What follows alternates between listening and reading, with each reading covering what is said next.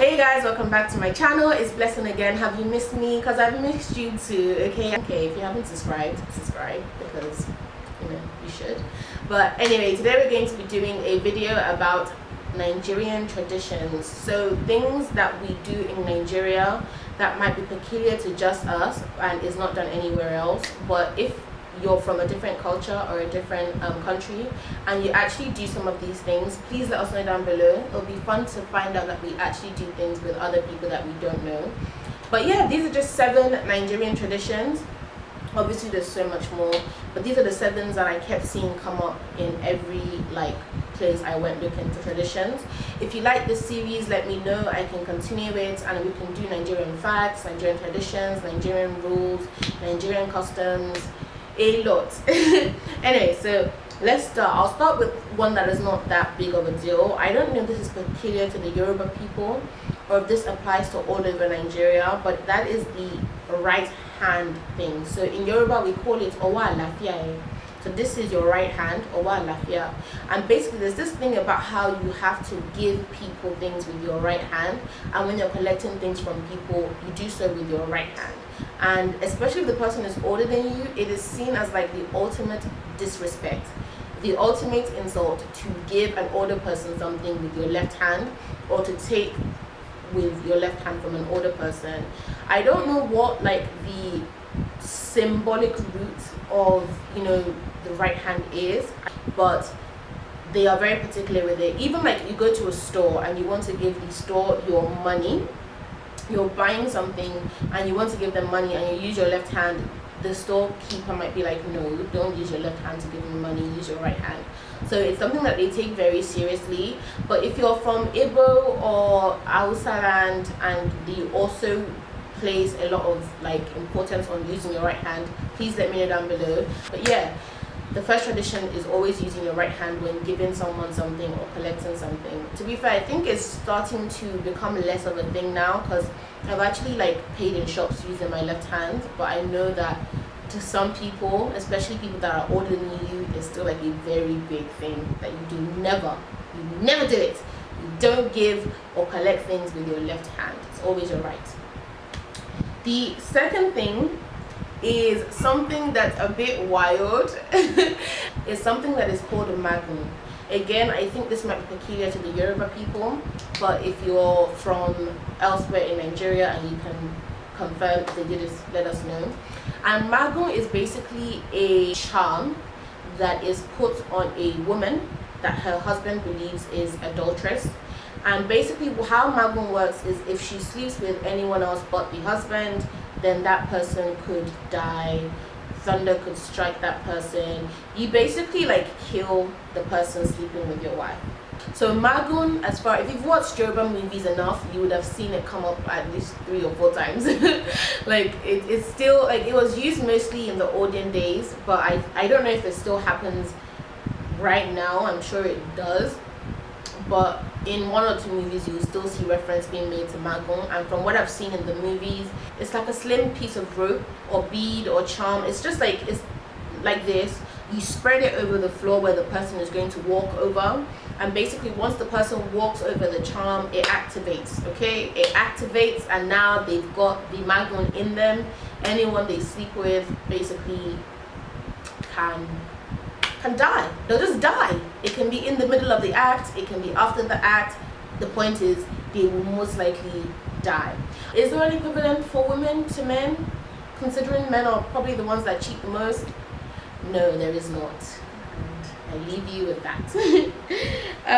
So the third thing is for widows. This is relegated to a specific tribe in Nigeria and a specific area in Nigeria, and from what I've read, it seems to be coming more and more to an end, but it was something that was very prevalent. Actually, I watched a movie, a Nollywood movie called Widows or Widow, and in that movie is where I actually came across this whole thing. But then when I was doing my research for this video, I actually read up on it and I was like, wow, this is actually a thing that is done very frequently. And basically it is the treatment of widows when their husband dies, especially if the husband dies at a young age. So they will put the widow through certain things, such as they will bathe the corpse of the husband and make her drink the water. They will lock her in the room with the husband, the dead husband's body, to sleep in the room with him. They will shave off like all her head, and they do this basically to prove that the woman is innocent of the husband's death, that she had no hand or she's not responsible for the husband's death. So the idea is that if she drinks this corpse water, and she had no hand in the husband's death, nothing will happen to her. But if she drinks the water and something happens to her, then obviously she had a hand in the death. I don't know if it's on YouTube, but you can type in widow Nigerian movie and it may come up, and you will actually see kind of all the things they put widows through, especially when their husbands die young. If he dies abroad, they'll say bring his body back home, they'll fly his body back home, and they'll subject the widow to all these kind of things in order to determine if she's responsible or if she has a hand in his death. As far as I know, it is practiced less frequently, but it's definitely something that is still practiced in certain areas of Nigeria. The fourth thing is also something that is practiced in certain areas of Nigeria. This is practiced more in the north, the Fulanese, and it's called the Sharo festival. And basically how this works is where two people want to get married. So when the groom goes to ask for to take his wife, they will beat him mercilessly. As in, they will beat the hell out of him. And basically, when they're beating him, he should not show any sign of pain or weakness. Like, if he can't bear the pain of the beating, then they will assume that he's not ready to bear the responsibility of having a wife. So the idea is that if you can like withstand being beaten, the pain, and like as in they will really flog the hell out of you, and if you can handle that, then that means you're ready to handle the responsibility of being a husband. If you can't handle that, then you're not worthy. So basically, you're earning the respect and you're earning your wife by being beaten mercilessly. Another one is the Osu Caste System. So again, this is specific to certain areas of Nigeria. It's not all over Nigeria. But the way this works is that certain people are dedicated to gods. So they're dedicated when they're born, they're dedicated to God, and they basically treated as outcasts. So if you've been dedicated, then you're no longer really like a free person, you're not a normal person, your life is basically just ruined. So you're dedicated to the gods when you're born, and you become an Osu. And basically freeborn people that aren't Osus can't marry you, they can't really have much to do with you, you're kind of banished, you're ostracized. And so some people will like abandon their family to go and marry their lover who happens to be an Osu. It's just basically like a discriminatory way of treating someone who was dedicated to the gods. You go and marry an Osu, then you will also be cast out and ostracized. So another thing about our traditions, Nigerian traditions, is we have 3 weddings, okay? So depending on what part of Nigeria you're from, it may differ slightly. I know that in Yoruba we have introduction, we have engagement, and our engagement is not the same as like the engagement of like the Western world of you're putting on a ring. Like the engagement is a whole kind of ceremony on its own. The engagement is like a full-on wedding in itself. It's our version of the traditional wedding for Yorubas, and then you have the white wedding. I know that in Igbo land, they have introduction, they have the traditional marriage, and then so the introduction is usually quite small. It's just like the families come to each other's houses and you meet each other. Then traditional wedding is like a big affair, and according to Nelo Okeke, who is where I got this information from, because she was talking about her wedding as an Igbo bride, they said the introduction and the traditional wedding, the white family usually caters for, and then the white wedding, the husband's family will cater for. So she had a introduction, traditional wedding, and a white wedding.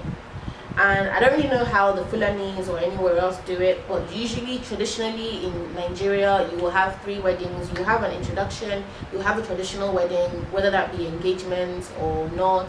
You will have a white wedding, a wedding ceremony, and you may also even have a court wedding, but sometimes you can just do the court stuff inside the church after the ceremony. So technically you're married from your traditional wedding, because in like the eyes of many people, once you are traditionally married, you are married. But I know that a lot of modern Nigerians see themselves as married from the church wedding, because you're married in the eyes of God. And last but not least, the last Nigerian tradition is something called Omugwo. I don't know if I'm pronouncing it right, but in Igbo land it's called Omugwo. But we also have it in Yoruba land, where it's like basically when a woman first gives birth, her mother-in-law will come to stay with her for about 3 months and help her look after the child. The woman will be pampered. The mother-in-law will be the one looking after the child and doing the work. And they love doing it. They kind of want to make sure that, you know, I'm the one that gets to do the Omugwo, because if the mother-in-law can't do it, then it's the wife's mom that will come. Like, people are always looking forward to Omugwo, like, hurry up, have children, I want to have my Omugwo. And the same thing in Yoruba land, when you give birth, as far as I know, it's your own mother that comes and looks after you for like 3 months, however, whatever, teaches you about becoming a mom, looks after the child for you, and all that thing. So I think it's very, I don't know if it's peculiar to Nigeria in terms of like Africa, but I do know that it's a thing where when you first give birth, then your mom or your mother-in-law comes to help you look after the child.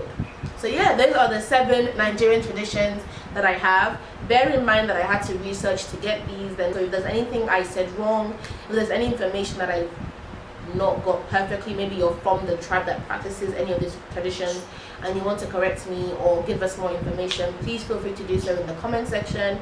Always open to learning, always open to being corrected.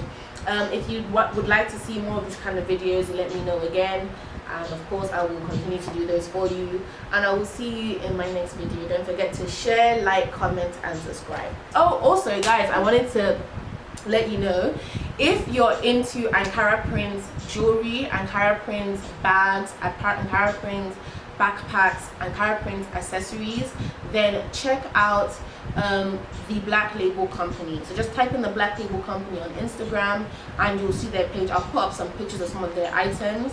They sell Ankara backpacks, Ankara clutches, Ankara body bags, Ankara earrings, Ankara jewelry, Ankara notebooks, anything Ankara, and also just some African prints, and everything is handmade in Nigeria and then ships to wherever you are. Feel free to check out the Black Label Company on Instagram, and I will see you guys in my next video. Bye.